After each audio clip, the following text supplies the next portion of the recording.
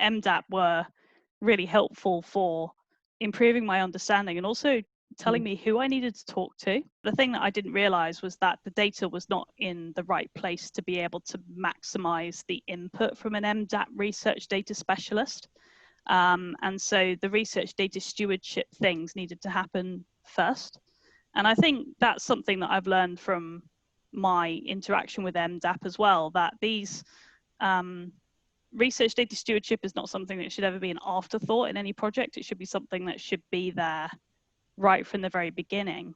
And for this project, this working with this big sample of electronic health records data, that stewardship was not at the forefront of people's minds when the project was designed. And so having to do all of this as an after event, so to speak, it does make it more challenging. So having that mdap research data steward insight was really helpful for the project. So my specialist field, which is orthoptics, which means straight eyes, is very small. You don't know what an orthoptist is until you have reason to see one. But my profession is heavily based in hospitals and private clinics, with a lot of intersection with other medical fields, such as aged care and disability and child health. So in the field of eye health, new data is generated every day.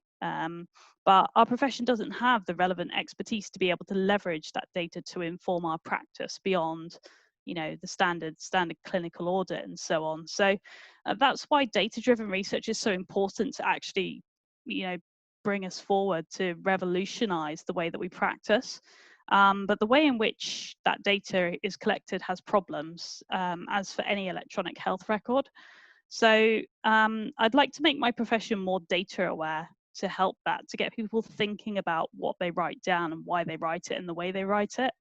In optometry, the scale of data collected is enormous, but traditionally that is primarily used for audit and benchmarking rather than research. So part of my role at the Australian College of Optometry is to work with clinic leads to help standardise how they record things, to make the clinical examination records easier to use for research without generating extra work for them.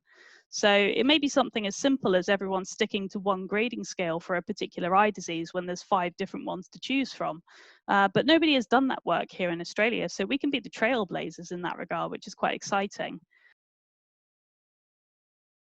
I think working with mdap has helped me to understand more about the work that needs to be done to set up optometry as a profession to collect key eye health data in a format that can be universal and easy to record and to code. So thanks to that input, I can understand more about the work that needs to be done to help with that, which in turn has led to some really exciting collaborations, not just within optometry, but with other allied health professions as well. It's something that has been done in other countries, but because optometry by its nature is a community-based profession, with both independent practice and franchises and so on, data sharing and data linkage is not universal, and the governance for that can be quite fragmented. So there's a lot of work to do, but it's something that's quite exciting and could have a lot of potential if it's done successfully and with the right infrastructure in place to support it.